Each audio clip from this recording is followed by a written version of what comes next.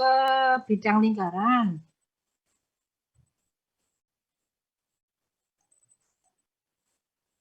Nah, jadi pada dasarnya kalau kita berbicara mengenai bidang lingkaran, itu bidang lingkaran itu pada dasarnya tersusun dari cincin-cincin. Jadi cincin disambung gitu, dihubung-hubungkan gitu. Jadi nanti di situ akan membentuk suatu bidang lingkaran. Nah, sehingga kalau misalkan nanti sumber medannya, kedengaran ya Mbak ya? Terdengar, Bu. Ya, nah jadi kalau misalkan saya ingin menghitung medan listrik, di mana sumbernya itu, sumber medannya itu berupa bidang lingkaran ya. Nah, di situ nanti saya perlu mengambil elemen kecilnya itu di ini. Maksud saya ambil elemen kecil itu di antara R1 dan R2. R1 itu misalkan jari-jari ini kan ada lubangnya ya, bisa berbentuk disk, bisa juga lingkaran penuh. Ini di gambar ininya, ini bentuknya kayak disk itu. Nah, ini yang ada nilai medannya itu kan hanya yang sepanjang sumbu bidang lingkaran saja, karena yang komponen tegak lurus itu kan nilainya sama dengan 0. Jadi saling menghilangkan ya. Untuk yang tegak lurus dengan sumbu kemarin kan sudah dijabarkan yang di cincin kemarin itu.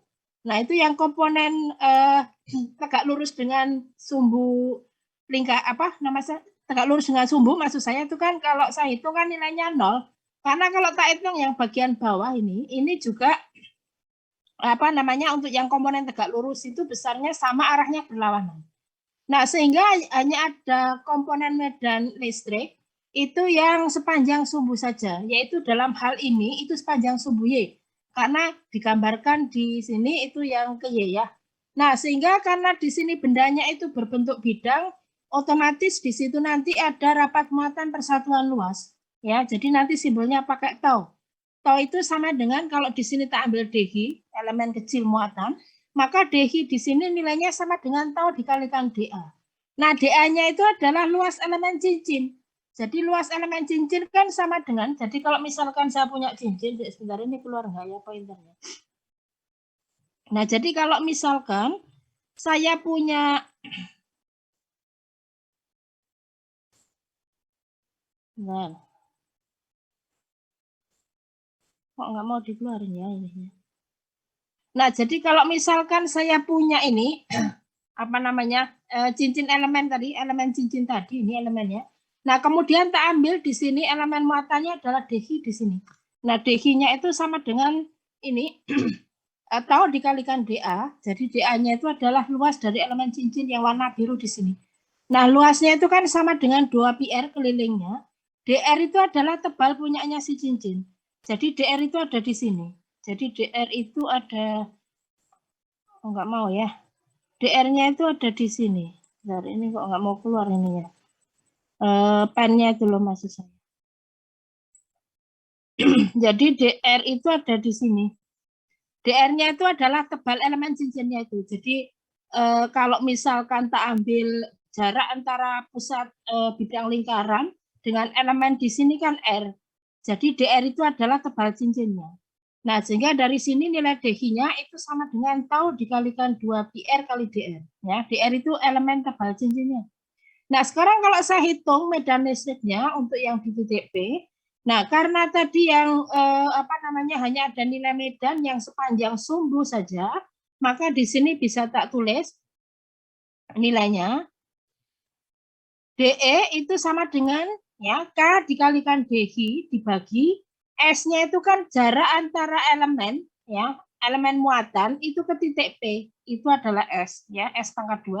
Nah, kemarin komponennya atau komponen vektornya itu kan hanya sepanjang sumbu. Jadi di sini tak tulis kosinus beta kali J. Beta itu adalah sudut apit yang dibentuk antara S dengan B. B-nya di sini itu adalah jarak antara pusat bidang lingkaran itu dengan titik P, itu adalah B. Kalau yang S di sini itu adalah elemen muatan DH itu terhadap titik P. Jadi dari sini kalau tak ambil atau tak jabarkan seperti pada kasus cincin kemarin, ya, maka di sini tak kalikan komponen vektornya itu adalah kosinus beta kali J. Nah, terus kita masukkan nilai DH-nya karena DH-nya kan sama dengan tau dikalikan 2pi R kali DH, masukkan ke DH di sini sehingga ketemu K kali tau kali 2pi RDR kali kosinus beta dikalikan J karena vektor satuannya ke arah sumbu Y. Kemudian dibagi dengan S kuadrat. Jadi S itu adalah jarak antara elemen muatan itu ke titik P. Nah, setelah itu kita integralkan ya. Kalau sudah dipasang ininya, kalau sudah dipasang apa namanya? Kalau yang suku sebelah ini kalau ini masih dalam bentuk diferensial ya. Jadi di sini integralnya belum dipasang. Tapi kalau nanti ini sudah berubah menjadi E ya, vektor E, maka di sini integralnya dipasang untuk sisi yang sebelah kanan. Nah, sekarang saya cari hubungan antara atau di sini kita manfaatkan perubah variabel ya. Jadi kosinus beta di gambar tadi itu kan nilainya sama dengan B dibagi dengan S. Nah, kalau kita lihat dari sini, nah, kosinus beta itu kan nilainya sama dengan kosinus beta itu kan nilainya sama dengan B saya bagi dengan S. Ya, B saya bagi dengan S. Nah, kalau kita ambil 1/S kuadratnya, berarti kan di sini nilainya sama dengan kosinus kuadrat beta, ya. Kosinus 1/S kuadratnya berarti nilainya sama dengan kosinus kuadrat beta saya bagi dengan B kuadrat. Nah, kemudian dari hubungan tangan. Jadi di gambar tadi, nilai tangan betanya kan sama dengan dari gambar di sini. Nah, tangan itu kan nilainya sama dengan R dibagi dengan B. Ya, R dibagi dengan B. Nah, sehingga kita ambil ini, R-nya saja, maka R di sini kan sama dengan B kali tangan beta. Nah, kalau tak cari DR-nya, di sini saya turunkan, maka ketemu B kali 1 kosinus kuadrat beta kali D beta. Nah, ini beberapa perubah variabel yang saya definisikan di sini, itu tak masukkan ke persamaan yang ini tadi. Sehingga kalau nanti tak masukkan ke persamaan ini, kalau ini sudah dihilangkan diferensialnya ya, maka suku yang sebelah kanan ini dipasang integralnya ini. Jadi K kali tau kali 2pi, karena ini kan konstanta bisa saya keluarkan dari integral. Nah, kemudian yang saya perlu masukkan tadi terkait dengan beberapa variabel yang sudah saya definisikan, itu adalah RDR, ya. Kemudian DR-nya bisa diganti dengan B dibagi 1 kosinus kuadrat beta di beta. Kemudian 1/S kuadratnya bisa diganti ini. Jadi kosinus kuadrat beta dibagi P pangkat 2. Nah, kemudian ini cosnya biarkan ya. Jadi tinggal di sini nanti dicoret ya. Jadi kalau ini kosinus kuadrat beta tak coret habis.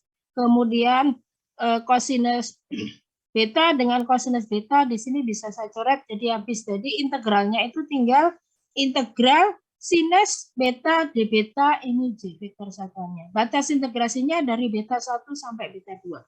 Di mana beta satunya itu bisa dilihat dari sini. Kalau misalkan cakramnya berlubang, berarti beta satunya ini, jadi sudut apit yang dibentuk antara ini, lingkaran yang bagian dalam ya, atau jari-jari bagian dalam ini, itu dengan B. Tapi kalau yang beta 2, berarti di sini jari-jari R2 ya, atau di sini jari-jari yang luar itu dengan B-nya di sini gitu untuk beta 2-nya. Nah, dari situ ini kita integralkan ini. Jadi sinus beta d beta vektor satuannya J. Nah, hasil integrasinya adalah min cos beta ya. Jadi E vektor sama dengan 2pi tau kali K kali min daripada kosinus beta 2, ini dimasukkan, ini batas integrasinya, ditambah kosinus beta 1, ini yang J. Nah, kemudian dari sini, karena nilai konstanta kolom, itu adalah 1/4 pi epsilon 0, maka persamaan ini bisa tak sederhanakan menjadi E sama dengan tau dibagi 2 epsilon 0 ya, dikalikan minus kosinus beta 2 ditambah kosinus beta 1, vektor satuannya adalah J. Nah, sekarang bagaimana kalau misalkan bidang lingkarannya itu berjari-jari R atau di situ tertutup ya. Jadi yang ini tadi kan kasusnya kalau berlubang, jadi kayak seperti CD itu ya. Jadi ada lubang di tengahnya begitu. Nah, sekarang bagaimana kalau misalkan untuk lingkaran penuh atau bidang lingkaran penuh? Nah, untuk bidang lingkaran penuh berarti di situ nilai beta satunya kan sama dengan 0 ya. Jadi kalau untuk bidang lingkaran penuh berarti beta satunya sama dengan 0. Nah, kalau beta satunya sama dengan 0, kemudian tak substitusikan ke dalam persamaan yang tadi, maka saya dapatkan E itu sama dengan tau dibagi 2 epsilon 0 kali minus kosinus beta 2 Kosinus 0 nilainya 1 ya. Jadi kosinus beta 2-nya berarti di situ sama dengan B dibagi akar daripada B kuadrat ditambah R kuadrat. Karena saya ambil jari-jari luarnya tadi untuk bidang lingkaran itu adalah berjari-jari R. Nah, dari sini bisa tak sederhanakan persamaannya menjadi E sama dengan tau dibagi 2 epsilon 0 dikalikan dengan minus ya, karena ini minus kosinus beta 2 berarti minus B dibagi akar daripada B kuadrat ditambah R kuadrat ditambah dengan 1, di mana vektor satuannya adalah J. Nah, kemudian kalau misalkan nanti untuk bidang lingkaran tak berhingga, berarti di situ nanti jarak kalau tak berhingga itu asumsinya begini, jarak B-nya tadi itu jauh lebih kecil dibandingkan jari-jari bidang lingkarannya gitu. Ya, jadi kalau untuk yang bidang lingkaran tak berhingga itu maksudnya adalah kalau B-nya tadi, jarak antara pusat bidang lingkaran dengan titik P-nya itu jauh lebih kecil dibandingkan dengan jari-jarinya. Ya, jari-jari bidang lingkarannya. Jadi di situ nanti diambil asumsi bahwa nilai beta 2-nya sama dengan 90 derajat, sementara nilai beta 1-nya sama dengan 0 derajat. Sehingga dari sini kalau tak masukkan ke dalam persamaan tadi, maka saya dapatkan nilai E vektor ya, itu sama dengan tau dibagi 2 epsilon 0 dikalikan minus kosinus 90 derajat ditambah kosinus 0 derajat vektor satuannya J. Nah, nilai cos yang ini kan nilainya sama dengan ini ya, 0. Kemudian cos yang 0 ini kan 1. Jadi dari sini ketemu nilai medan listriknya untuk bidang lingkaran yang tak berhingga itu nilainya adalah tau dibagi 2 epsilon. Atau dari sini sebenarnya bisa juga ditulis ini. Ini kok nggak mau keluar ya pennya ya. Kalau sebentar. Kalau ada kan sebenarnya enak. Kemarin mau tak pasang ininya kok ya lupa sebentar. Jadi nanti taunya ini diganti dengan Q per A ya. Tau ini besaran ini. Kan ini rapat muatan persatuan luas. Jadi nanti nilai taunya itu sama dengan Q per A. Kalau misalkan nanti rekan-rekan ketemu dengan soal ya, soal terkait dengan bidang lingkaran. Jadi nilai taunya di sini itu sama dengan Q dibagi dengan A. Jadi Q itu muatan total, A-nya itu adalah luas dari bidang lingkaran tadi. Ya, luas bidang lingkaran tadi. Nah, ini ada contoh soal ini. Jadi ini ada 2 buah kawat ya, panjangnya 1,2. Nah, mungkin sebelum ini menginjak ke latihan soal, mungkin rekan-rekan ada yang mau ditanyakan dulu. Tak tunggu, barangkali ada yang belum jelas gitu. Kemarin ada sempat ini, yang di buku itu ada yang salah ya. Seingat saya yang bidang lingkaran itu proses pengintegralannya kalau tidak salah. Jadi nanti mungkin rekan-rekan bisa di cross check ya, maksud saya. Kemarin sempat ada komplain gitu terkait dengan tulisan yang ada di buku Diktat Fisika 2 itu. Ternyata kan penulisan persamaannya, maksud saya integralnya itu kan ada yang salah gitu. Jadi nanti mohon ada revisi lah gitu ya. Setahu saya yang ini, yang di bidang lingkaran ini. Kasus yang di buku diktat itu loh, yang ada kesalahan penulisan itu sepertinya gitu, itu yang ini, yang menghitung medan untuk bidang berbentuk menghitung medan listrik oleh bidang lingkaran gitu, atau bentuknya itu berupa bidang lingkaran. Jadi mohon nanti ada revisinya. Nanti khawatirnya gini loh Bu, yang di buku diktat kan tulisannya seperti ini gitu. Kok ininya enggak sama mungkin gitu ya. Jadi mohon saya kasih tahu ada ralat untuk yang di buku diktat ini, khususnya yang untuk ngitung medan untuk bidang lingkaran. Nah, mungkin ada yang bertanya terlebih dahulu, tak tunggu. Nah, kalau enggak ada, saya lanjutkan ya, supaya nanti hari ini kita sudah bisa masuk ke hukum Gauss. Nah, ini ceritanya ada 2 kawat ya.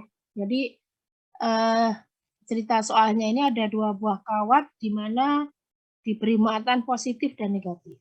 Jadi batangnya ada 2 di sini. Nah, yang pertama itu panjangnya adalah 1,2 meter, panjang batangnya. Diberi muatan positif 2,5 mikrokulum. Kemudian yang ini satunya, batang satunya yang vertikal ini panjangnya adalah 1,2 meter juga, tetapi diberi muatan negatif, minus 2,5 mikrokolom, dan disusun seperti pada gambar.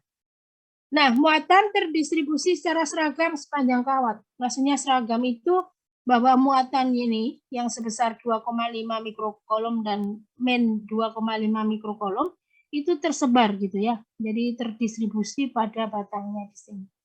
Pertanyaannya adalah yang A, tentukan besar dan arah ya ini ya, besar dan arah medan listrik yang dihasilkan kedua kawat tersebut di titik P, di mana titik P itu berjarak 60 cm dari masing-masing batang.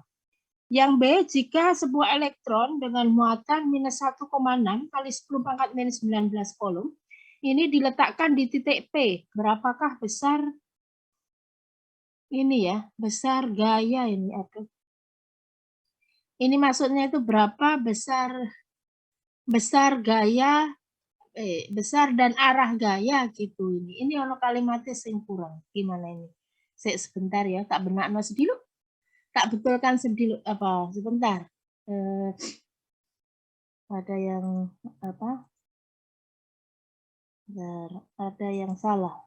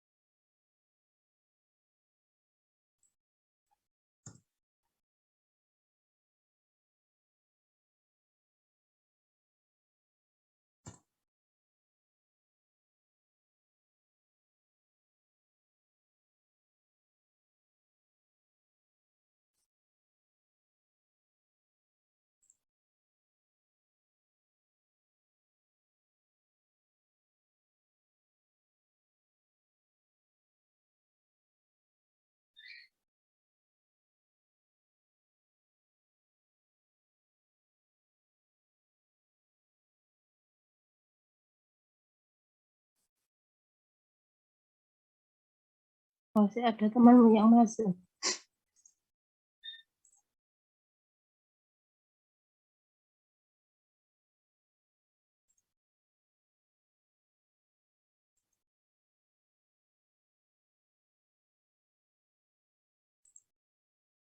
Sudah kelihatan, Mbak, Mas? Sudah, Bu. Ya, nah sebentar kok pennya nggak keluar ya. Maunya tak jelaskan sekalian. Nah.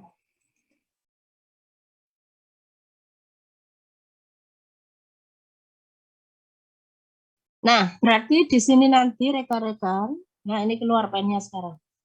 Nah, jadi rekan-rekan ini belum ada solusinya ya kayaknya. Jadi maksudnya soal ini adalah yang A itu rekan-rekan harus menghitung dulu vektornya ya, atau di situ bisa apa dihitung vektornya dulu saja, vektor medan listriknya, baru nanti dihitung besarnya sama arahnya gitu.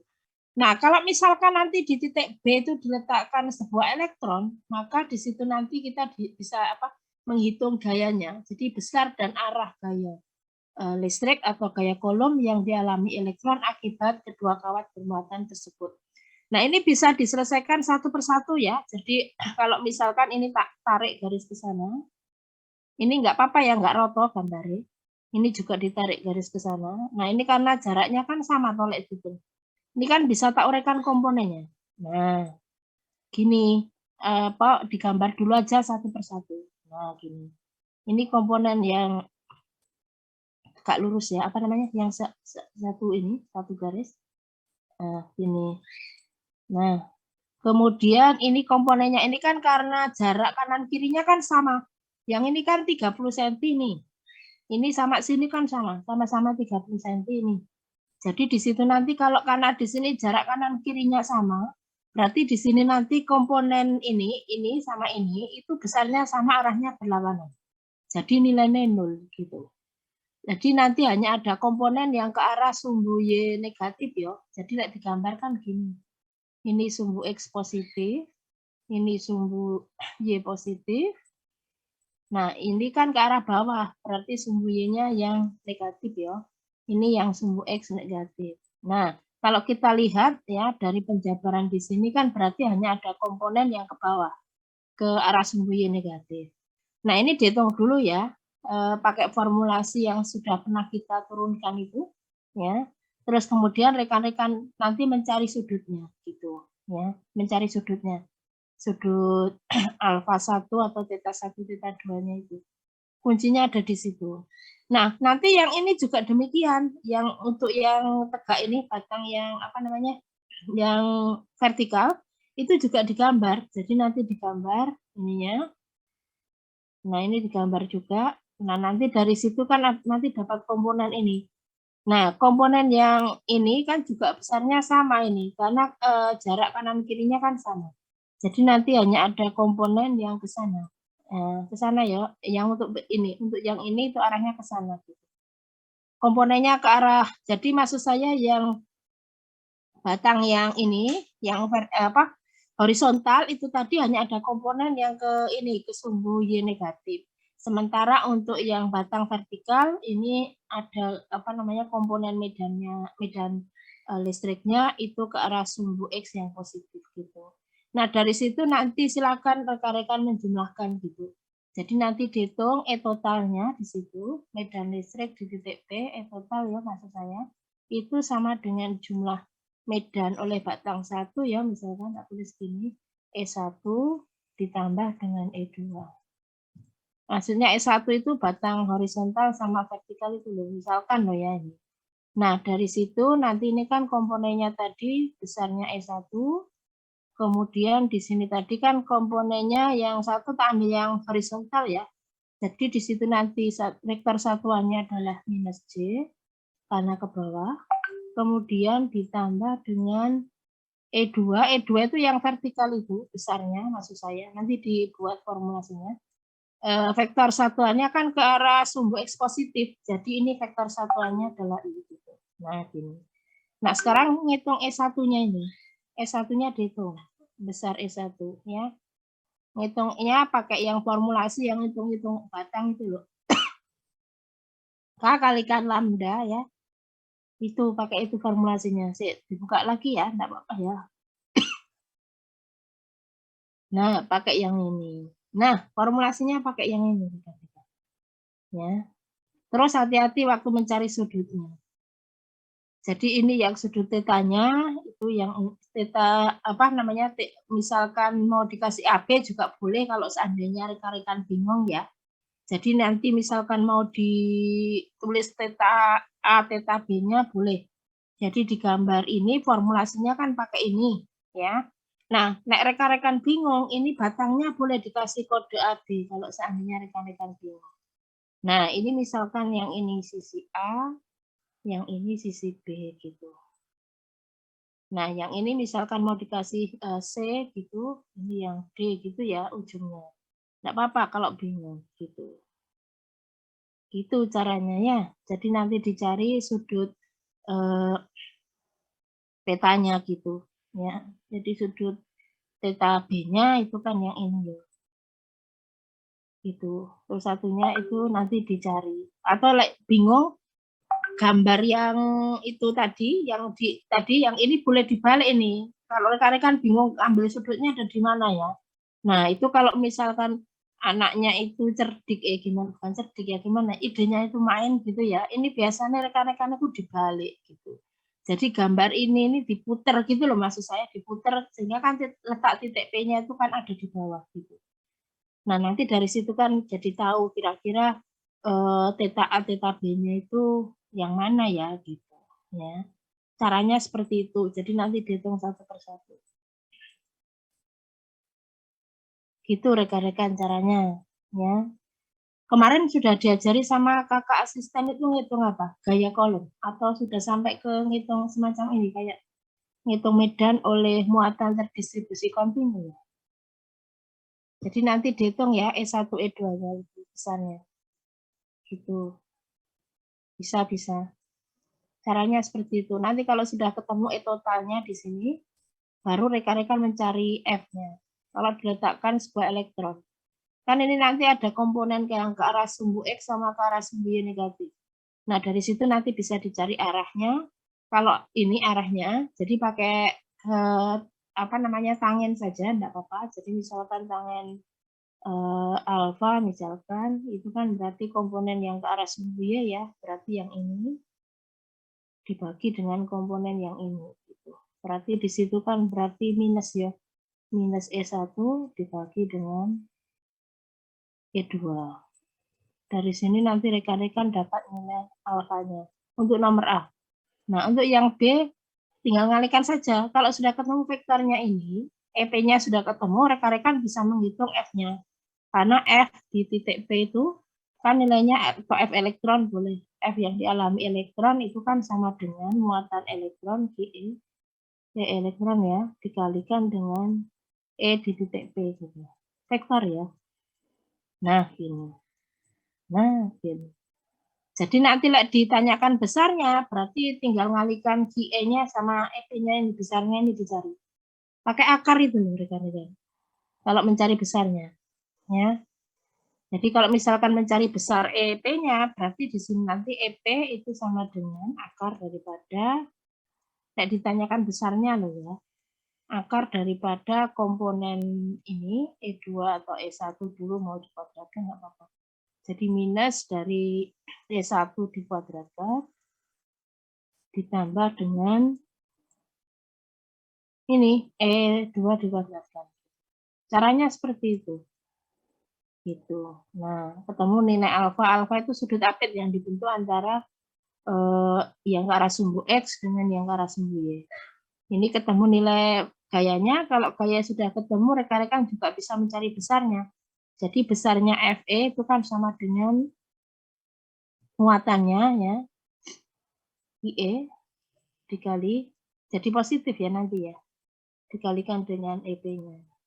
Kalau yang ini kan harga negatifnya dimasukkan. Minus dari 1,6-nya itu. Minus 1,6 kali 10⁻⁹ masukkan ke sini. Kemudian dikalikan dengan vektor EP-nya di sini. Kalau sudah ketemu nanti besarnya berarti kan akar dari ini dikuadratkan. Berarti kan ketemu Hi elektron maksud saya dikalikan dengan EP-nya, besar EP-nya tadi.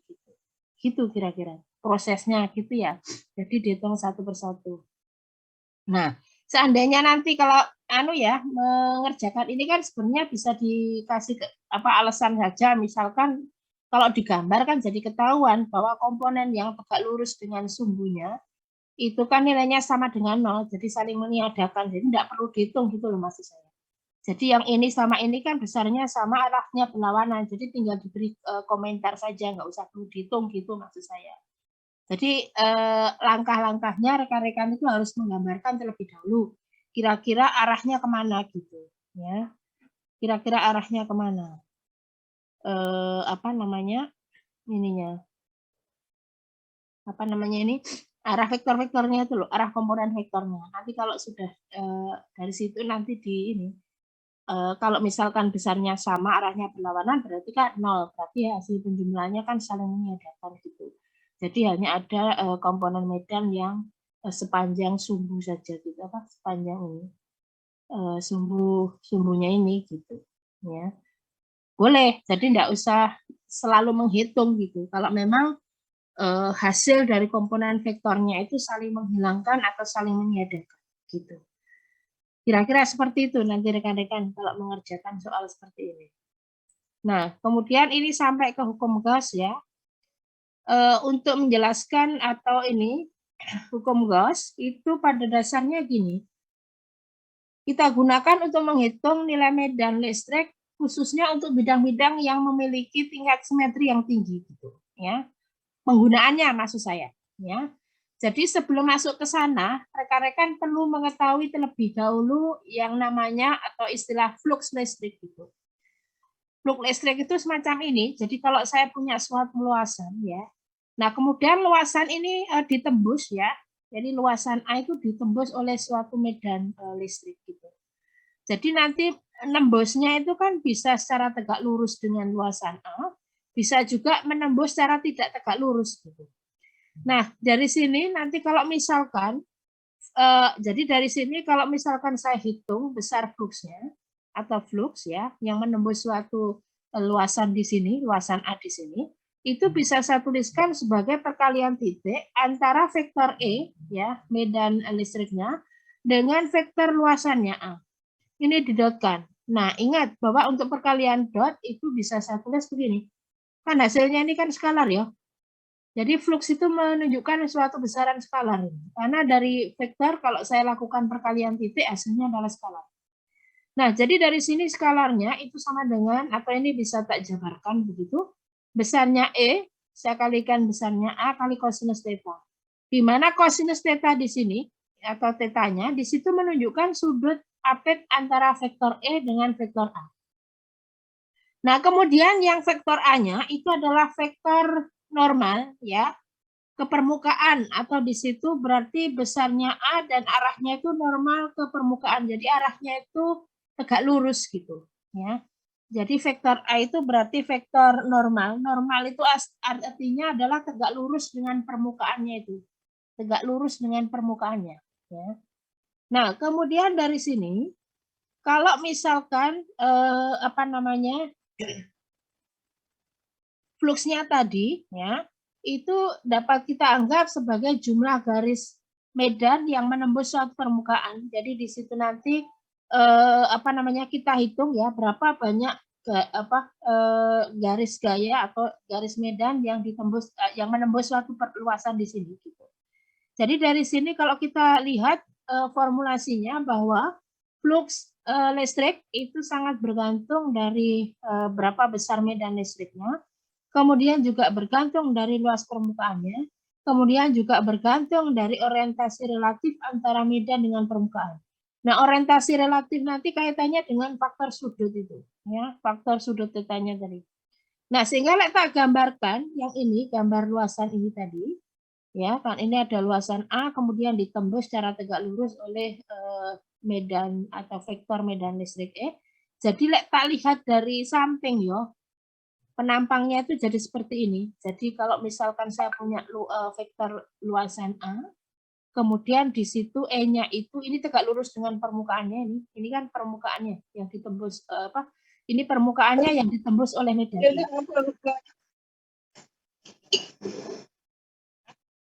Jadi vektor luas. Jadi vektor ininya, vektor luasannya ini kan tegak lurus dengan bidangnya yang ditembus ya, atau vektor normalnya, vektor normalnya tadi. Jadi dilihat dari samping itu gambarnya seperti ini. Ini kan kalau untuk melihat bahwa ini garis-garis medan listriknya kan menembus ya suatu luasan.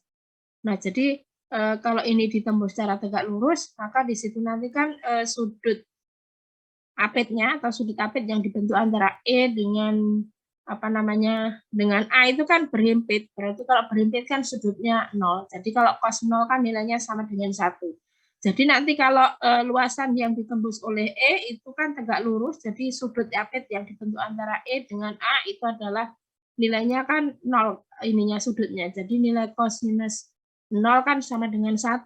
Jadi kalau dihitung besar fluxnya atau flux listriknya kan berarti di sini ketemu besarnya E dikali besarnya A, kemudian cos-nya kan kosinus 0.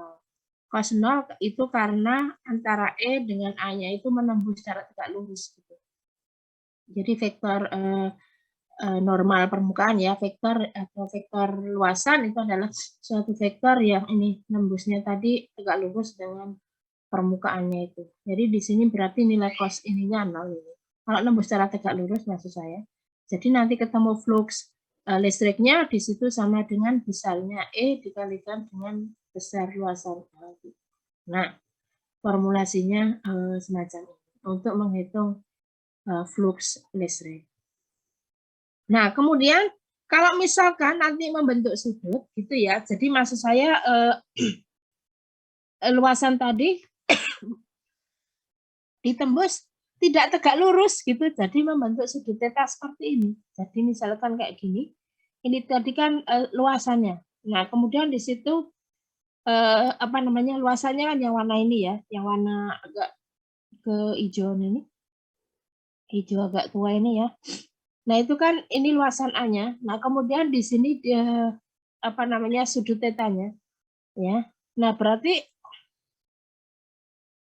di situ kan perlu kita ini kan perlu kita proyeksikan gitu. Jadi jumlah garis medan yang melewati permukaan miring itu sama dengan jumlah yang melalui proyeksinya. Jadi dari situ nanti flux yang melewati bagian miring permukaan itu hanya yang oleh flux yang ini saja. Jadi nanti apa namanya, tak tuliskan berarti kan besar dari fluxnya itu sama dengan E didotkan dengan A.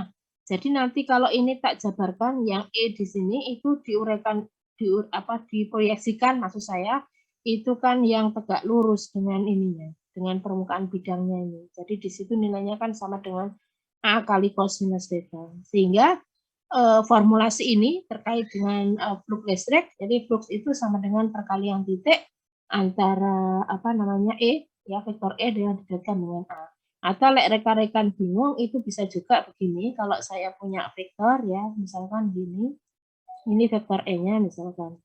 Ya.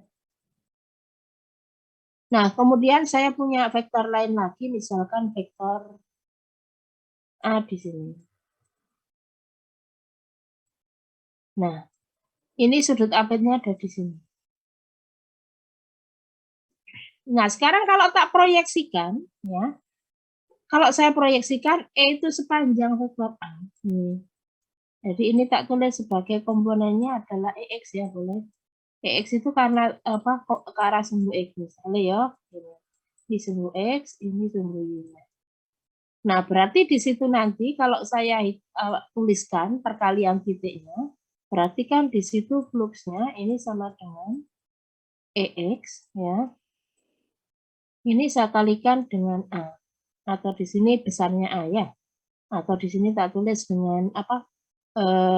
Kalau tak apa namanya, ini tak uraikan komponennya kan berarti EX I ya. Kemudian tak kalikan dengan A, vektor A-nya.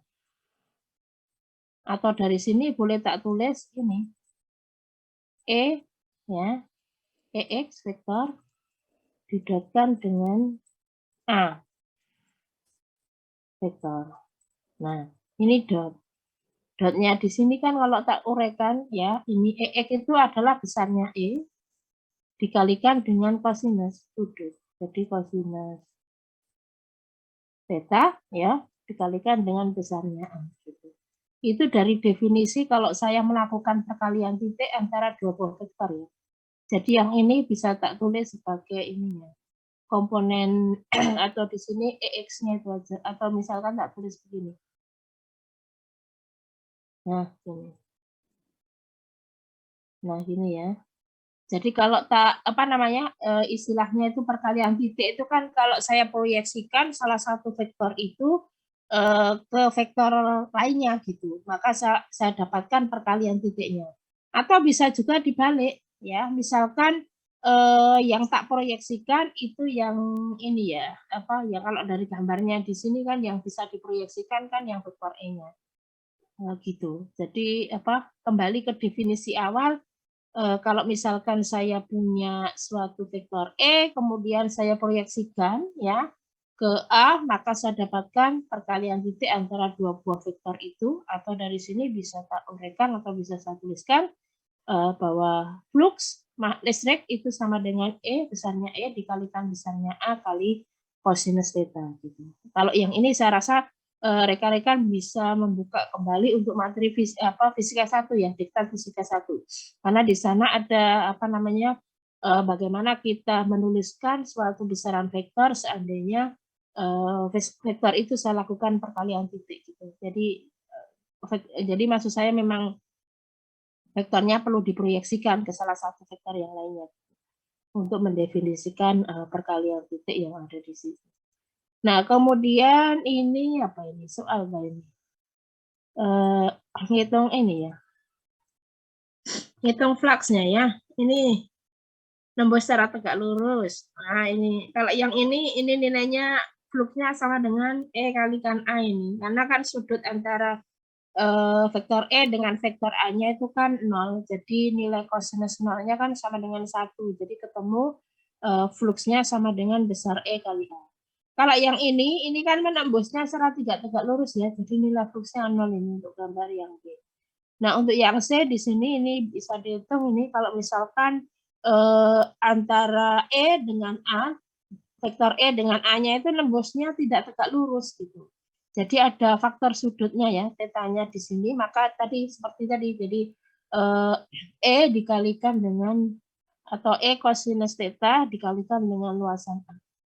Atau di sini kan bentuk sudut ya, jadi di situ nanti tinggal ini aja, diambil yang komponen cos ya. Jadi dari sini nilai fluxnya, flux listriknya sama dengan E kosinus theta dikalikan dengan A ya, yang ini. Gitu. Yang ini hampir sama seperti yang terakhir tadi, yang ini, pokok bahasan ini tadi. Tadi kalau ada faktor sudut theta begitu, maka untuk menghitung nilai fluxnya itu sama dengan E kosinus theta dikalikan dengan A. Karena ini kan diambil yang luas ini, tegak lurus dengan bidang A-nya ini loh. Ya. Diambil yang tegak lurus dengan bidang A-nya. Nah, yang tegak lurus itu kan yang E kosinus theta. Kalau yang ini kan tidak ada kontribusinya ini, E sinus theta itu.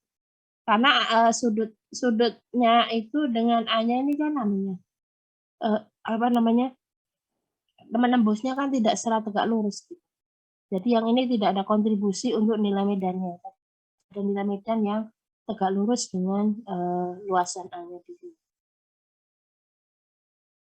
Nah, ini ini ininya ya.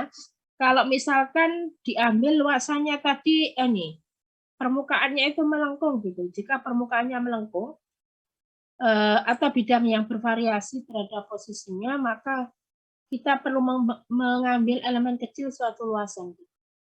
Jadi untuk ini, jadi kalau misalkan luasannya nanti misalkan ini kita ambil vektor luasannya adalah dr. Kemudian ini ditembus oleh suatu medan. Nah, jadi kalau misalkan luasannya tertentu, berarti di situ nanti kita perlu mengambil elemen suatu luasan. Nah, dari sini kan ini bisa tak proyeksikan. Jadi misalkan karena di sini flux yang menembus itu melalui suatu luasan dA, maka di sini saya nulisnya dalam bentuk d flux ini. Jadi d flux sama dengan besarnya E dikalikan dA kali kosinus theta. Jadi theta di sini itu adalah sudut apet yang dibentuk antara vektor E dengan dA-nya itu. Atau dari sini bisa tak tulis d flux sama dengan vektornya E ya, vektor medan listrik E didotkan dengan dA. Nah, karena ini diferensial, maka untuk menghitung luasan totalnya itu bisa saya hitung dengan menggunakan suatu integral gitu. Jadi ini kan elemen ya, untuk elemen flux ya yang menembus suatu elemen luasan dA. Jadi nanti untuk mendapatkan nilai flux totalnya, maka kita perlu mengintegralkan untuk seluruh permukaan A-nya.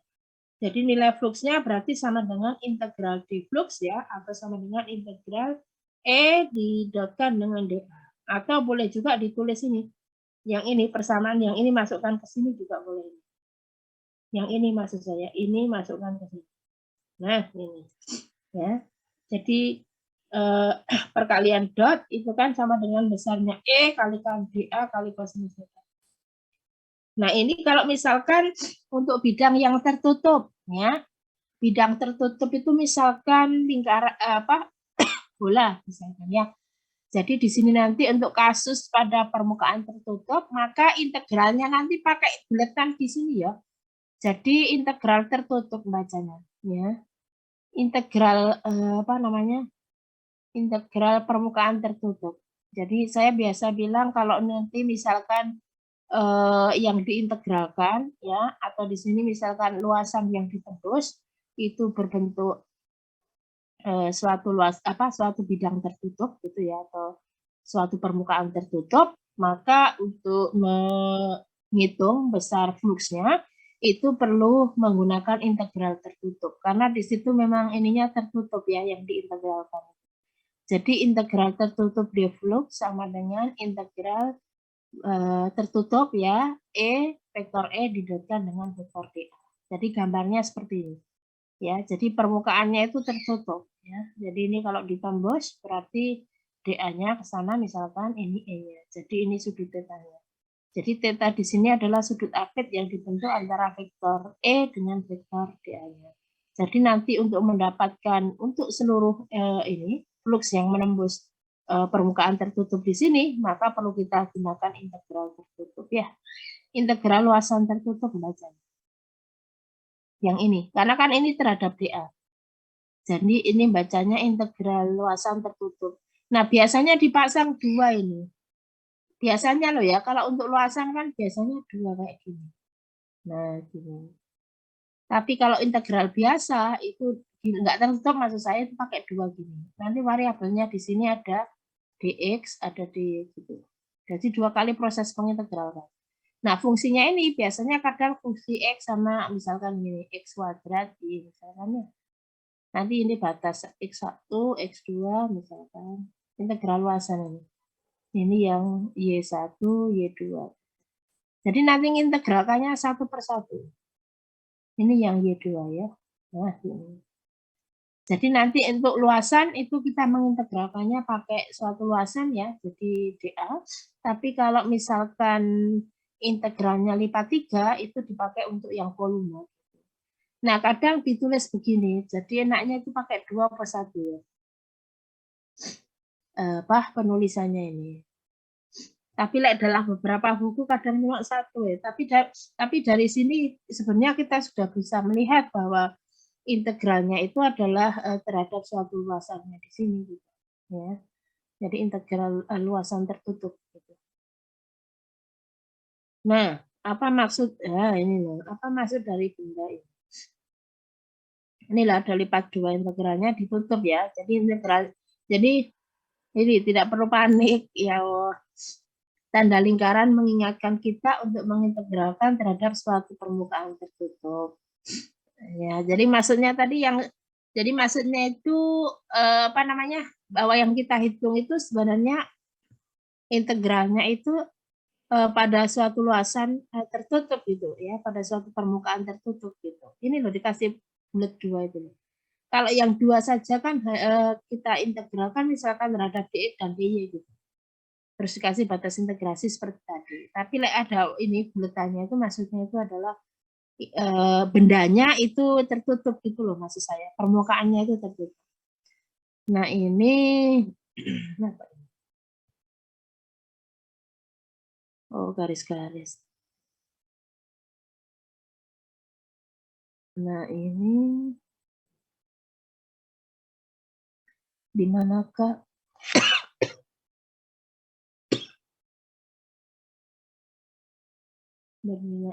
Oh ini bisa dihitung ini sebentar. Oh ini soal ya sudah. Oh ini ya, ini yang penting. Ini tertutupnya hilang ya Allah. Jadi kotak ya, enggak apa-apa ya rekan-rekan ya. Harusnya bulat kan ini. Kok bisa jadi ini ya? Maksudnya kok bisa jadi kotak ya di equation-nya itu loh. Nah, ini kalau misalkan ini ya, yang menarik adalah di sini sebenarnya. Jadi kalau misalkan saya punya permukaan bola, kemudian di situ ada muatan titik di tengah gitu, ya.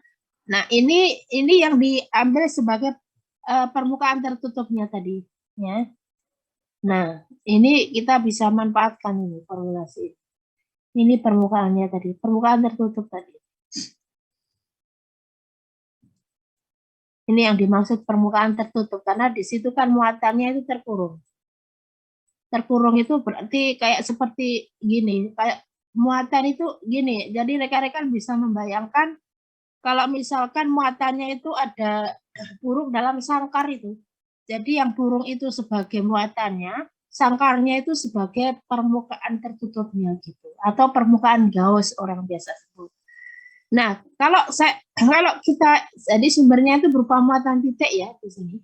Kemudian jarak antara muatan dengan permukaan Gauss itu misalkan Jadi digambarkan kalau seandainya di sini nanti kita diminta untuk menghitung medan listrik pada jarak R kecil ya dari sumber gitu, itu bisa digambarkan seperti ini. Jadi seolah-olah itu ada suatu luasan yang ditembus ya.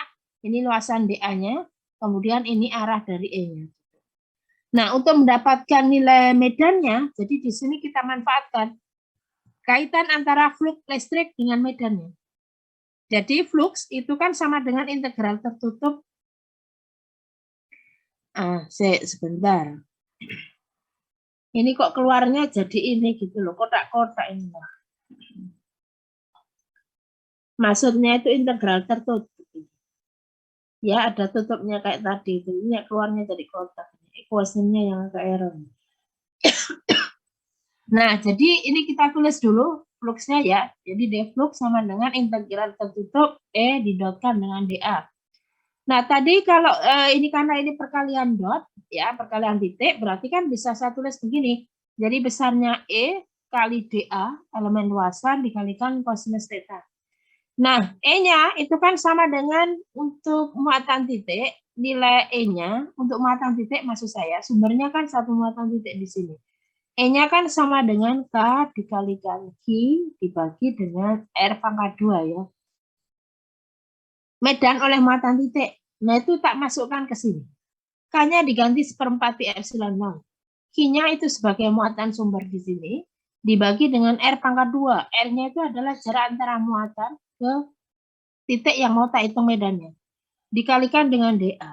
Nah, dari sini besarnya dA per R pangkat 2 itu sama dengan apa sih ini istilahnya itu ada ini keterangannya di apa namanya di penjabaran yang buku diktat itu.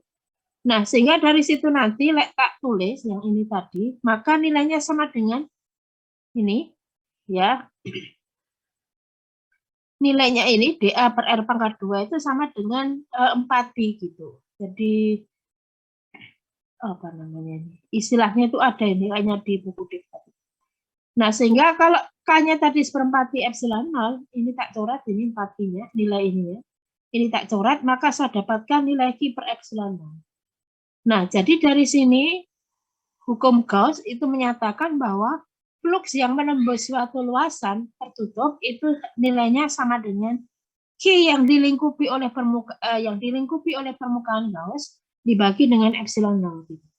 Atau dari sini bisa tak tulis begini. Jadi hukum Gauss itu mengatakan bahwa flux yang menembus suatu luasan permukaan tertutup atau flux yang menembus suatu permukaan tertutup itu sama dengan integral luasan E dot dA itu sama dengan Q yang tercakup oleh permukaan Gauss ya.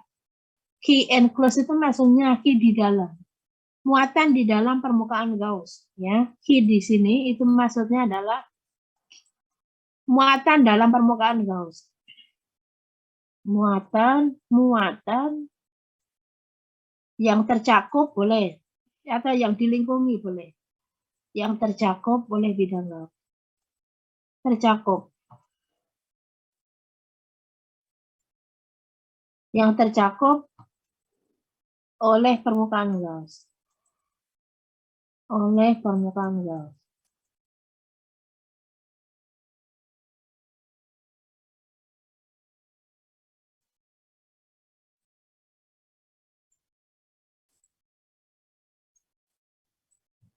Jadi muatan itu harus dicakup gitu, Q-close itu.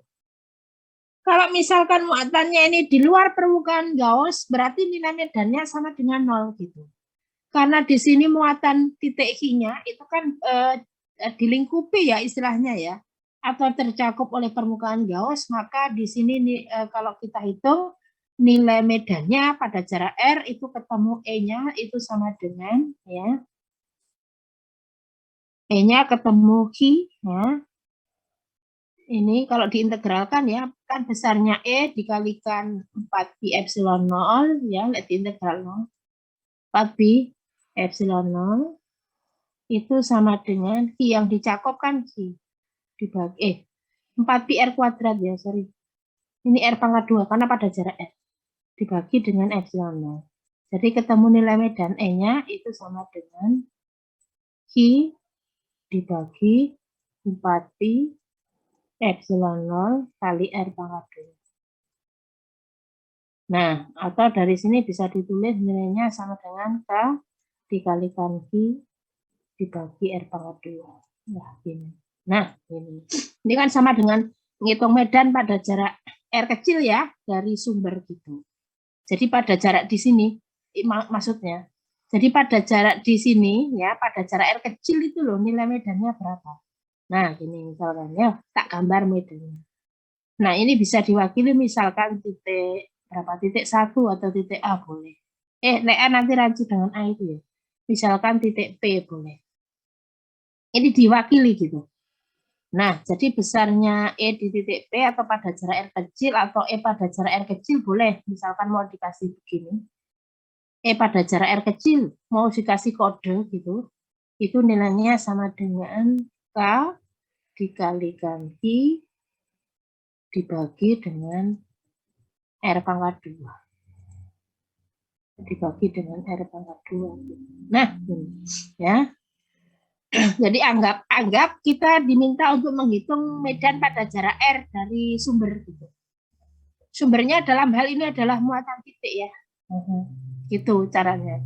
Yang V close itu maksudnya muatan yang dicakup oleh permukaan Gauss atau bidang Gauss boleh. Nah, ini ya berarti hukum Gauss itu menyatakan bahwa flux listrik yang melalui permukaan tertutup itu sama dengan sigma muatan tertutup dibagi epsilon 0. Jadi sigma muatan itu jumlah muatan. Jumlah muatan yang tercakup oleh permukaan Gauss tadi dibagi dengan epsilon 0. Jadi ini muatan harus tercakup ya, atau apa, dilingkupi gitu, atau dilingkungi boleh oleh permukaan Gauss. Kalau muatannya itu tidak dilingkupi, berarti nilai medannya sama dengan 0 gitu ya. Gitu. Nah, kemudian ini suruh menghitung ini. Gambarnya agak ini juga ya. Enaknya itu sebenarnya gambarnya itu kayak kulit atom itu loh. Itu lebih gampang memaknainya gitu daripada bentuk yang begini. Untuk soalnya itu loh maksud saya. Gitu. Hitung flux. Misi Bu, Ya, izin bertanya Bu. Yang 2 slide sebelumnya tadi Bu, saya ada pertanyaan. yang mana? Yang sebelumnya ini Bu. Ini. Nah itu Bu yang bawah tadi saya agak nge-lag Bu. Yang mana? Integral tertutup D omega itu Bu. Nah, itu ini. kenapa tiba-tiba? Iya, itu kenapa tiba-tiba 4Pi ya Bu ya? Nah, ini penjelasannya itu ada di buku Diktat Fisika 2. Itu nilainya selalu 4Pi ya Bu ya?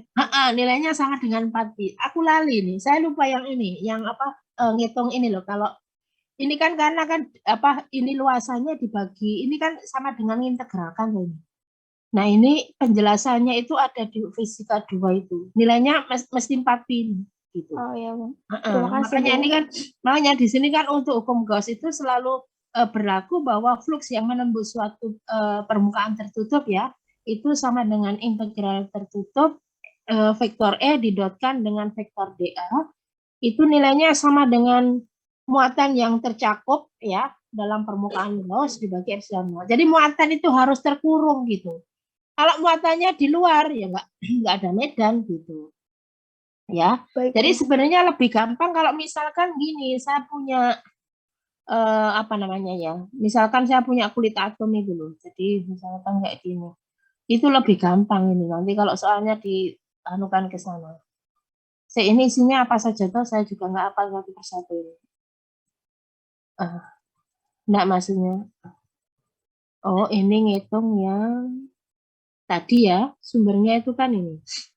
Muatan titik ini penjelasannya hampir sama yang tadi itu, yang tak oret-oret tadi.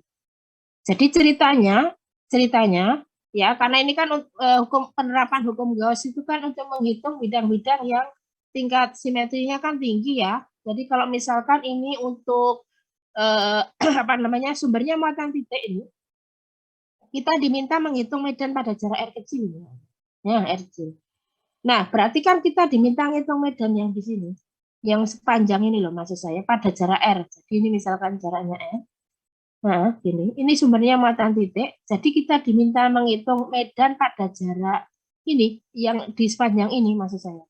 Pada jarak R ini berapa nilai medannya gitu. Nah, ini kan sebenarnya bisa juga ditulis ER gini. Boleh, nggak apa-apa. ER gini, ER kecil. Nah, ini. Itu berapa nilainya? Nah, ini kita manfaatkan tadi hukum Gauss tadi. Jadi integral tertutup ini anak tutup ini jadi. Ya. Karena kan luasannya sebentar. Karena kan luasannya tertutup itu. Jadi ada tutupnya nih kalau apa? Nuliskannya itu. Integral tertutup dot dA sama dengan Q muatan yang dicakup oleh ini bidang Gaussnya ini. Yang ini yang warna ini bidang Gauss ini. Jadi berbentuk bola berjari-jari S. Yang ini bidang atau permukaan Gauss ya, terserah dengan apa rekan-rekan mau ini. Bidang Gauss atau permukaan Gauss boleh nyebutnya maksud saya. Nah, apa namanya? Jadi ini kalau apa namanya tak uraikan, ini kan antara vektor E dengan vektor dA-nya itu kan menembus secara tegak lurus ya. Jadi di sini itu sebenarnya nilainya itu adalah integral tertutup besarnya E, kemudian dikalikan cosinus theta, kan dot ini kan cos ya. Cosinus theta dikalikan dengan dA. Nah, karena di situ nembusnya secara tegak lurus, berarti yang ini tuh bisa tak tulis begini. Integral tertutup kemudian besarnya E dikalikan cosinus 0. Ya, karena nembusnya secara tegak lurus tadi. Antara apa namanya? Antara dA dengan E-nya. Jadi cosinus 0 dikalikan dengan dA ini sama dengan muatan yang dicakup atau dikurung boleh. Muatan yang dicakup kan Q dibagi dengan epsilon 0. Nah, jadi dari sini E-nya kan besarnya sama pada jarak N. Jadi bisa dikeluarkan dari integral ini sebenarnya. Yang ini cos 0 kan nilainya sama dengan 1. Jadi integral tertutup dari dA. Ini sama dengan muatan yang dicakup oleh permukaan Gauss dibagi epsilon 0. Nah, jadi untuk ini luasan tertutupnya kan tadi berbentuk bola. Nah, bola itu kan 4 pi R kuadrat ya, luas bola maksud saya. 4 pi R kuadrat itu kan sama dengan muatan yang dicakup itu adalah Q dibagi epsilon 0. Jadi ketemu nilai E-nya ini sama dengan Q dibagi 4 pi epsilon 0 kali R pangkat 2 gitu. Nah, ini atau boleh disingkat gini. K kali Q dibagi dengan R pangkat 2. Boleh? Gini. Nah, arahnya radial ya. Arahnya radial. Radial itu keluar ini. Arahnya mengarah keluar gini. Apa istilahnya? Radial maksud saya. Kalau ditanyakan arahnya. Besarnya sekian. K kalikan Q dibagi R pangkat 2. Tapi kalau ditanyakan arah medan E-nya, itu berarah radial. Ya. Jadi besarnya sama dengan kaki R pangkat 2, tapi arahnya kan radial. Gitu. Ya. Kalau digambarkan maksud saya. Nah, itu kalau untuk muatan titik. Nah, sekarang bagaimana kalau misalkan, ini apa ini yang berikutnya? Hukum kolom ya. Hukum kolom apa ya tadi? Kok ininya kok metunya hukum kolom? Nah, terus apa lagi sih? Oh ya.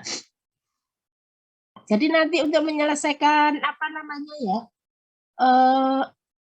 Ini menghitung medan, maksud saya medan listrik untuk misalkan kayak bola. Bisa bolanya bisa pecah, bisa juga kulit bola gitu. Ya, nanti kita gunakan ini hukum Gauss gitu, ya. Jadi nanti rekan-rekan untuk yang ini punya tingkat simetri yang tinggi untuk penerapan hukum Gauss-nya itu. Nah, ini tadi sama ya. Oke, ini masih sama kok penjelasannya. Nah, ini yang silinder ini. Nah, sebenarnya sama juga silinder ya, cuma tinggal kita kan ngitung apa namanya? Ini sebentar ini. Untuk silinder ya, sebentar itu kalau ngitung medan, tapi di sini berbentuk silinder sebenarnya. Jadi di sini nanti berarti fluxnya itu Kan bentuk ininya juga sama ya, berbentuk silinder gitu filenya. Ini gambarnya sebenarnya bukan enak yang ini, yang di permukaan sebenarnya ya. Bukan yang mengiris gini sebenarnya loh. Nah, gini kan ngitung seolah-olah seperti bidang ngitung lembar muatan tak terbatas ini gitu. Ini nanti penerapannya ini ketika kita gunakan kapasitor plus sejajar ini, yang ini ngitung medannya. Yang ini maksud saya. Jadi kalau misalkan kita diminta untuk menghitung medan listrik pada suatu permukaan ya, jadi di situ nanti kita ambil permukaan Gauss-nya itu berbentuk silinder gitu. Nah, dari situ kan nanti ada medan listrik yang penembus ya, dari arahnya semacam ini gitu, ya, dari permukaan yang karena mukanya ada dua gitu ya, atas dan bawah. Jadi di sini nanti ada ini 2 kali E kali A gitu fluxnya, flux yang menembus. Sehingga kalau kita terapkan tadi persamaan Gauss ya, penghitung Gauss tadi, berarti kan 2 kali E kali A sama dengan Q dibagi epsilon 0. Jadi ketemu nilai medannya sama dengan Q dibagi 2A kali epsilon 0, atau di sini sama dengan tau, karena muatan persatuan luas itu kan sama dengan ini, tau. Ini sama dengan Q yang dicakup dibagi dengan A, itu kan sama dengan tau. Ini dibagi 2 epsilon 0, ya. Nah, ini nanti penerapannya, atau dari sini kan bisa ditulis tadi, E-nya kan sama dengan ini ya, tau dibagi 2 epsilon 0. Nah, ini nanti penerapannya itu ketika kita gunakan hitung medan pada kasus ini, kapasitor plus sejajar gitu. Ya, tapi enggak apa-apa, kita mengetahui nilai medannya dulu enggak apa-apa. Jadi nilainya sama dengan tau dibagi 2 epsilon 0 atau Q dibagi 2A kali epsilon 0. Tapi ini nanti sebenarnya penerapannya pada ini, kapasitor plus sejajar, tapi enggak apa-apa wis. Nah, yang ini apa ini?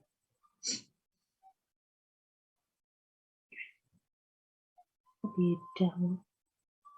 Ya, benar. Ini enaknya langsung tak bawa ke soal aja sebenarnya. Atau ini yang konduktor dulu ya, bola konduktor dulu aja deh. Nanti takutnya rekan-rekan bingung.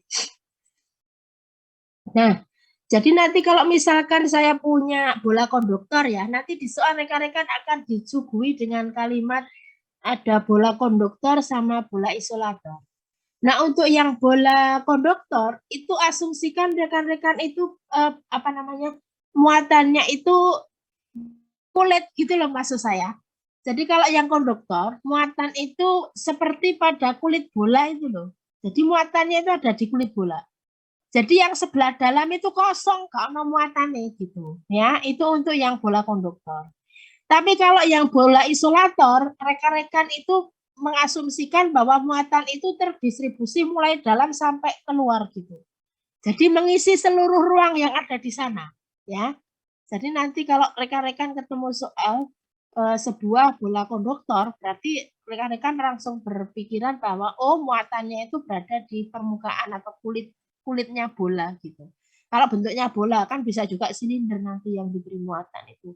Jadi misalkan silinder konduktor, berarti seperti apa kulit silinder itu ya. Jadi apa namanya? Ya kulit silinder ya, tapi ada muatannya di permukaannya, di kulitnya itu maksud saya gitu. Tapi like, istilahnya nanti misalkan silinder isolator, berarti muatan itu mengisi dari dalam sampai ke apa namanya keluar. Jadi kayak pejal gitu ya. Kalau isolator itu asumsinya atau penggambarannya itu seperti silinder pejal itu gitu. Nah, ini kalau misalkan terkait dengan konduktor tadi, kenapa yang E di dalam ya apa namanya nilainya sama dengan 0 karena muatan itu terletak di pinggir saja gitu. Jadi untuk yang konduktor itu muatannya itu hanya berada di pinggir atau di kulitnya saja atau di apa ya di permukaannya saja ya. Jadi yang di dalam itu tidak ada muatannya. Jadi seandainya saya diminta untuk menghitung berapa besar medan yang di dalam, itu nilainya 0. Wong di situ lo gak ono muatannya gitu. Ya, karena tidak ada muatan.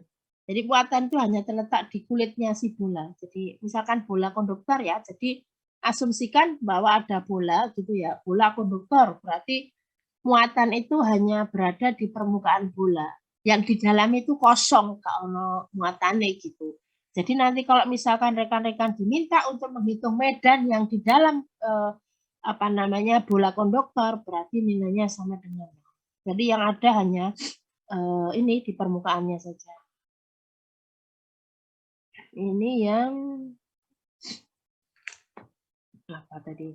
Oh, tepat ya. Tepat itu berarti ini di permukaannya gitu. Berada tepat di luar konduktor bermuatan. Oke. Ini tadi, oh ya, yang dicakup kan sama dengan tau dikalikan A, karena tau kan sama dengan muatan total, muatan yang dicakup dibagi dengan A. Berarti tak tulis di sini kan berarti I yang dicakup kan sama dengan tau dikalikan A ya. Oke, jadi nilainya ini, oke. Nanti tergantung luasannya juga sini. Ini nggak usah ini sebenarnya. Ini medan.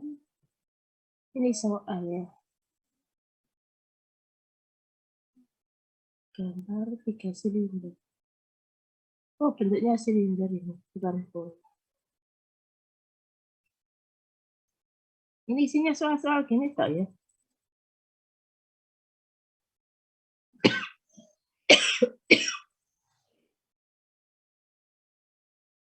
Oh, ini yang silinder ya. Oh, maksudnya sudah ada solusinya ini kayaknya.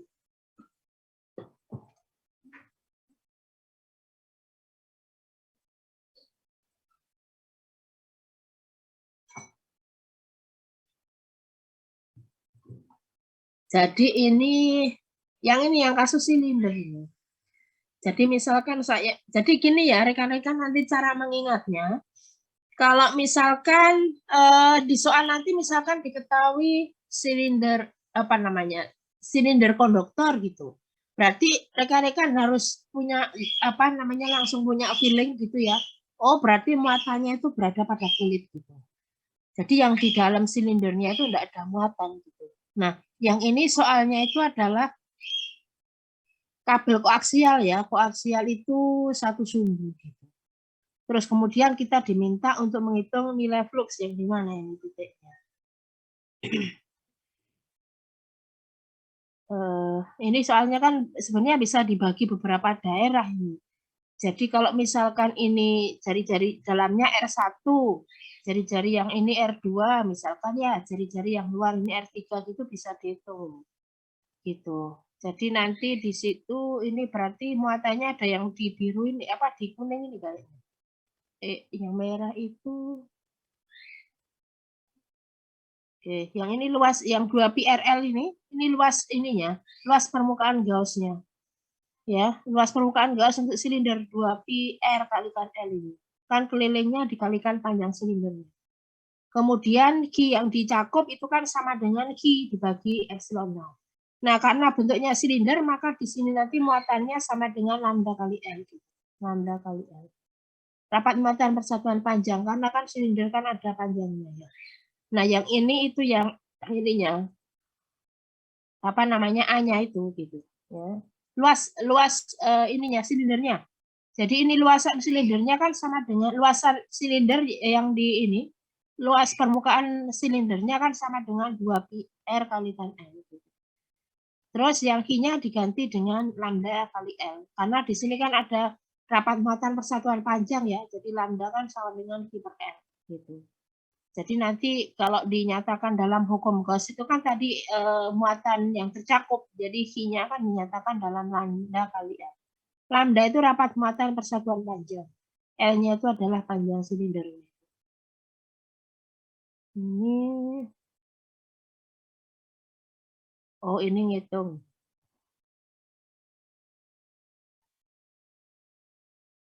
Oh yang di dalam silinder ya.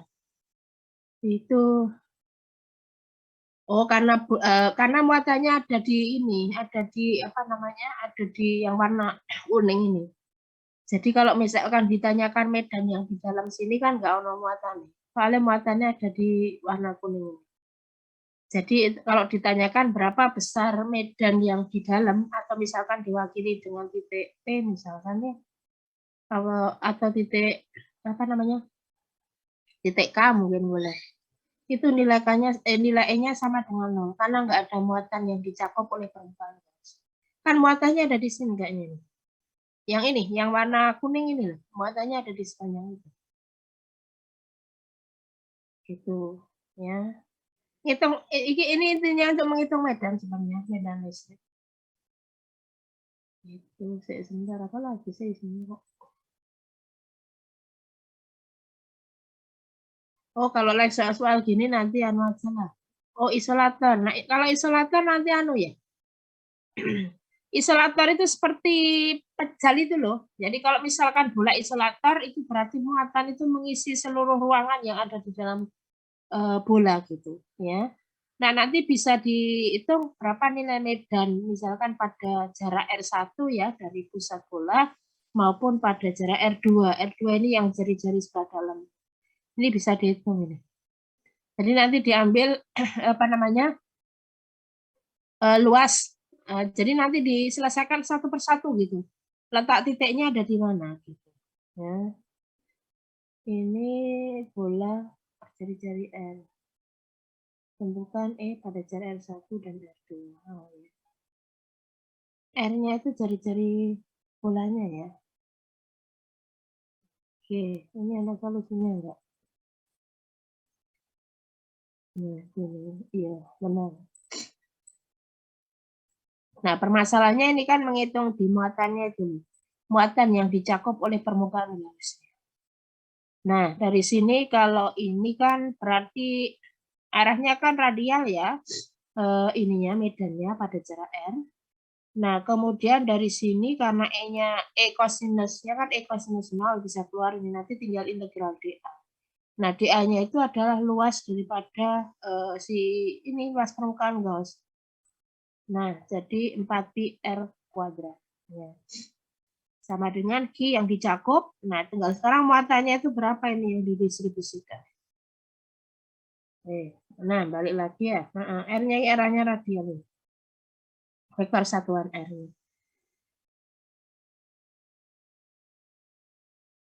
Oh, ini yang posisinya di di ini, titiknya di luar. Titiknya itu ada di luar bola isolator ini titiknya. Jadi kita ini sumber medannya gitu ya. Jadi sumber medannya itu berbentuk bola isolator. Jadi ini bermuatan gini. Nah, kita diminta ngitung medan pada jarak R kecil dari bolanya itu gitu. Nah, ternyata kan dapat nilainya ini. K kalikan Q dibagi R kuadrat. Ya, ini vektor satuan R-nya. Nah, kalau kita lihat dari sini itu kan kalau kita diminta menghitung yang medan pada jarak R ini kan seolah-olah muatan itu terkonsentrasi pada ini. Jadi seperti muatan titik gitu. Jadi dari ini formulasi ini kan sebenarnya sama dengan kalau kita tadi menghitung muatan titik ya, hitung medan listrik oleh muatan titik ya. Formulasinya kan seperti ini. Jadi untuk yang bola isolator kalau misalkan rekan-rekan diminta menghitung berapa besar E atau medan listrik pada jarak R kecil dari pusat bola ya. Ini kan nilainya formulasinya ketemu ini. Jadi nanti melihatnya kalau titiknya ada di sini, iku ndeloke seolah-olah bahwa muatan pada bola isolator itu kan terpusat pada pusat bolanya karena kan jadi kayak seperti muatan titik tadi karena kan formulasinya kayak gini ya. Jadi kaki dibagi R pangkat 2 kali R vektor satuan. Jadi untuk yang bola isolator yang perlu rekan-rekan ingat adalah muatan itu mengisi seluruh yang ada di sini. Jadi kayak pejal itu loh. Jadi kayak bola pejal itu untuk bola isolator. Jadi nanti nilai medannya yang di dalam bola itu tidak nol gitu loh. Kalau misalkan ditanyakan ini ya, kan mengisi seluruh ruang yang ada di sana untuk bola isolator. Jadi nanti kalau misalkan rekan-rekan diminta menghitung medan di sini, di dalam bola. Nah, misalkan tak wakili dengan titik K, misalnya ya. Nah, ini berapa nilai medan di sini? Nanti bisa dihitung. Jadi rekan-rekan harus membuat permukaan gausnya, misalkan ini jaraknya, misalkan ya, kita ambil R kecil, boleh. Nanti diselesaikan satu persatu. Nah, buat permukaan gausnya itu yang ini, jadi permukaan gausnya juga sama, bentuknya adalah bola berjari-jari R kecil gitu. Jadi nanti muatan yang dicakup itu kan hanya sebagian ini saja gitu. Ya, jadi nanti di sini berarti ada rho ya, karena kan pejal berarti ada rho. Rho itu kan sama dengan muatan total dibagi dengan volumenya. Nah, kalau volumenya bola itu misalkan tak ambil jari-jarinya R besar ya, supaya membedakan saja. Berarti kan sama dengan Q, volume bola itu sama dengan 4/3 ya. 4/3 Pi R kuadrat. R pangkat 3 ya. 4/3 Pi R pangkat 3 ya. Ini, rho-nya ini. Nah, jadi rho-nya itu sama semua untuk ini, yang di sini gitu. Tapi yang membedakan nanti muatan yang dicakup, kan tidak semuanya. Yang dicakup oleh permukaan gausnya kan tidak semuanya. Jadi nanti nuliskan formulasinya itu adalah ya untuk ini tadi pada jarak R berarti pada jarak R kecil yang di dalam ini maksudnya. Jadi untuk R itu lebih kecil dari R jari-jari bola jari-jari bola isolator itu dikalikan kosinus 0 kemudian dikalikan integral tertutup dA. dA itu adalah luas permukaan gausnya tadi. Ini sama dengan Q aksen ya. Q aksen itu yang dicakup sebagian saja kan enggak semua oleh dicakup permukaan gaus. Jadi tak tulis Q aksen dibagi epsilon 0. Jadi yang ini kosinusnya ini kosinus 0 ini. Cos 0. Jadi tinggal ER dikalikan dengan dA-nya. Ini luas permukaan gausnya pada jari-jari R itu. R kecil maksudnya. Kan sama dengan 4pi R pangkat 2.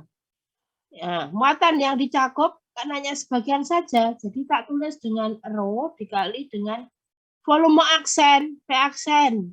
Ya, Q aksen ini rho-nya kan sama semua ini kerapatannya. Dibagi dengan volume aksen dibagi dengan epsilon 0. Nah, dari sini berarti kan saya dapatkan nilai medannya pada jarak R kecil itu ya, atau di dalam bola isolator. Berarti kan nilainya sama dengan rho dikalikan volume aksen dibagi dengan 4pi epsilon 0 kali R kuadrat. Nah, gini. Nah, volume aksennya berarti volume yang dicakup ini tadi. Jadi nilai V aksennya di sini berarti kan sama dengan 4/3 Pi R kecil pangkat 3. Gitu. Karena kan volumenya V aksen itu kan volume ini yang berjari-jari R kecil itu gitu.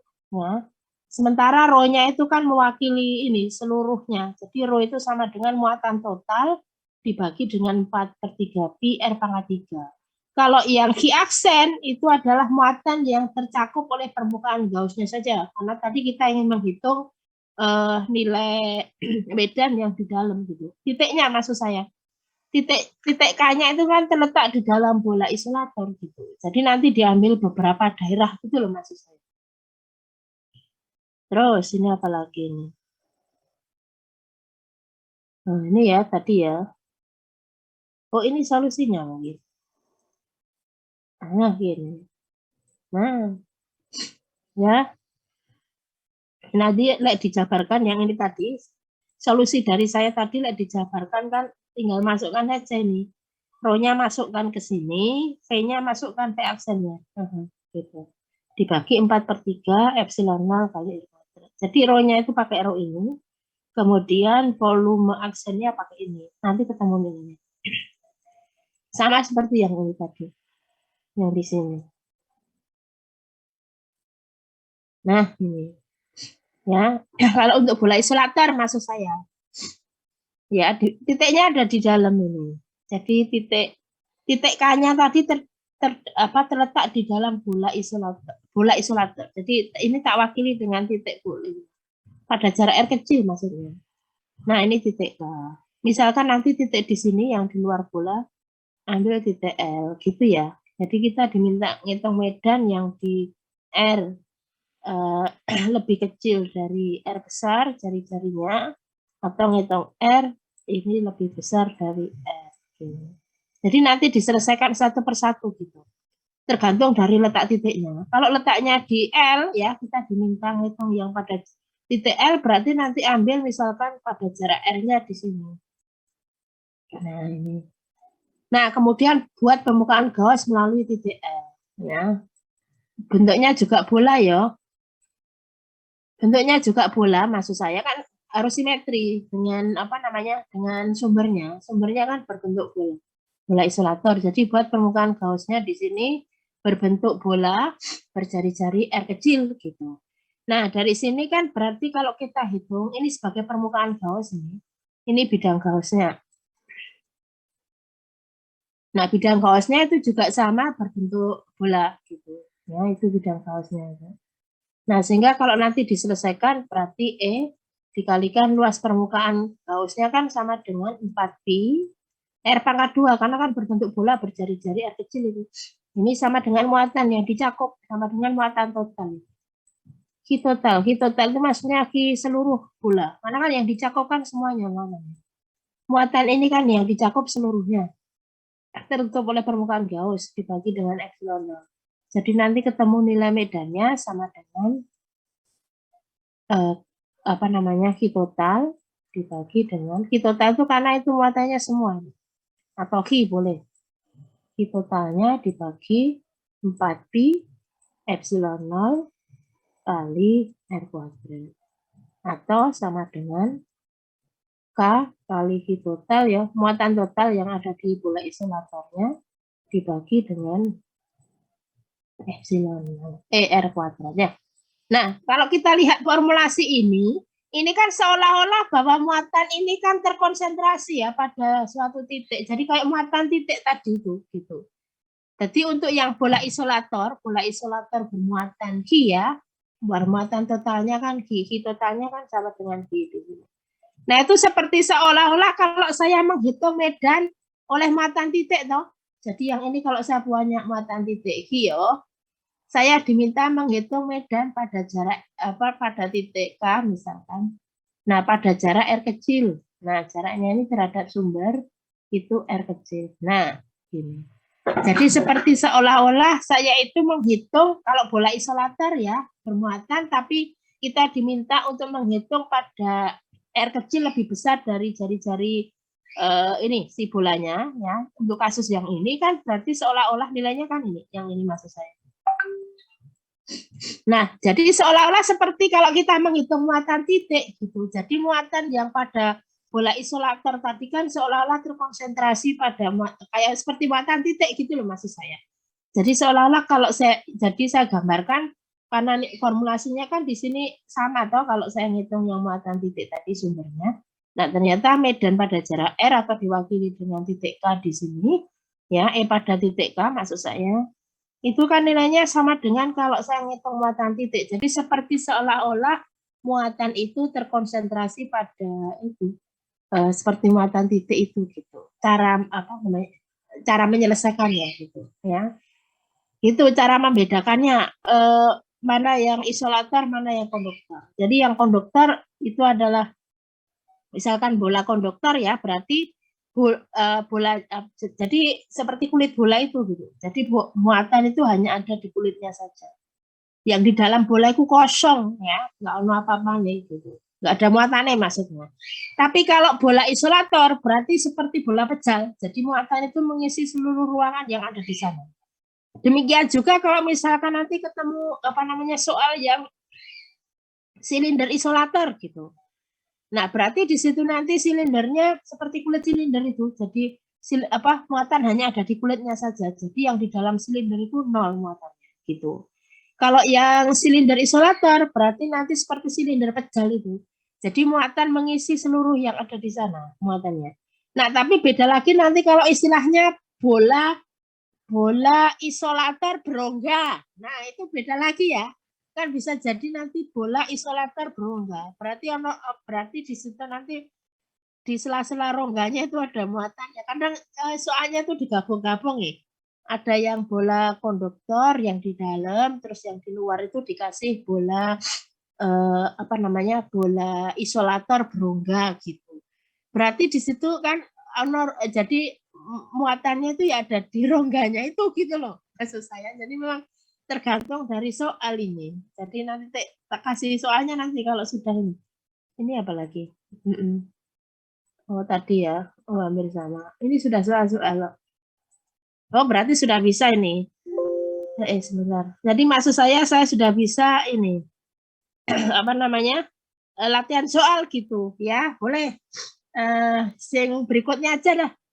Tak tunjukkan beberapa apa namanya solusi kalau kita nanti ketemu dengan soal-soal terkait dengan hukum Gauss, baik yang bentuknya itu bola maupun silinder ya.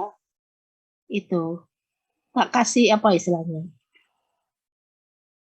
tak kasih contoh cara menyelesaikannya gitu loh maksud saya ya untuk penerapan hukum Gauss-nya. Yang perlu diingat bahwa pemakaian hukum Gauss itu dipakai untuk menghitung nilai medan listrik terutama untuk bidang-bidang yang memiliki tingkat simetri yang tinggi gitu ya. Tapi kalau misalkan ngitung yang tadi kayak bidang lingkaran atau des, kemudian bisa juga cincin ya kita harus mengintegralkan gitu. Prosesnya itu loh. Proses ngitungnya itu kita harus mengintegralkan. Tapi kalau misalkan yang ini penerapan hukum Gauss itu ya kita harus gunakan tadi flux sama dengan integral tertutup ya E dot dA sama dengan Chi yang dicakup oleh permukaan Gauss dibagi dengan epsilon naught. Jadi Chi dalam ya istilahnya. Chi-nya itu Chi dalam. Muatan yang di dalam permukaan Gauss atau muatan yang dicakup oleh permukaan Gauss boleh. Gitu. Jadi nanti hari apa namanya? Hari Rebo ya, kita latihan soal terkait dengan penerapan hukum Gauss. Gitu. Nah, mungkin ada yang mau ditanyakan dulu, Mbak, Mas. Ini sudah pukul 8.52. Setelah ini ada kuliah lagi? Ada, Bu. Oh, ada. Ada, Bu. Oh ya, wes, enggak apa-apa. Kalau ada kuliah lagi, ada tanya enggak? Nanti aja ya hari Rebo itu tak jelaskan beberapa soal terkait dengan penerapan hukum Gauss, jadi supaya rekan-rekan lebih paham maksud saya. Kan kalau sudah ada soalnya plus solusinya kan lebih mudah memahami daripada apa namanya ya istilahnya. Iya, tak gitu kan aja lah nanti hari Rabu aja lah. Tak tunjukkan bagaimana menyelesaikan beberapa kasus terkait dengan penggunaan hukum Gauss untuk menghitung medan listrik. Itu ya yang bisa saya sampaikan untuk hari ini gitu. Saya agak flu ini tadi apa namanya, mungkin suaranya agak bindeng gitu. Satu rumah apa kena flu gitu. Ya mungkin karena cuaca ya, cuacanya kan hujan. Enggak hujan jadi ini apa namanya ya pas kondisi enggak fit gitu loh. Itu yang bisa saya sampaikan. Tetap jaga protokol kesehatan ya karena pandemi ini belum berakhir. Saya akhirul kalam. Assalamualaikum warahmatullahi wabarakatuh. Waalaikumsalam warahmatullahi wabarakatuh. Terima kasih banyak, Bu. Ya, Terima kasih, sama-sama, Bu. Mbak. Selamat pagi, Bu. Ya.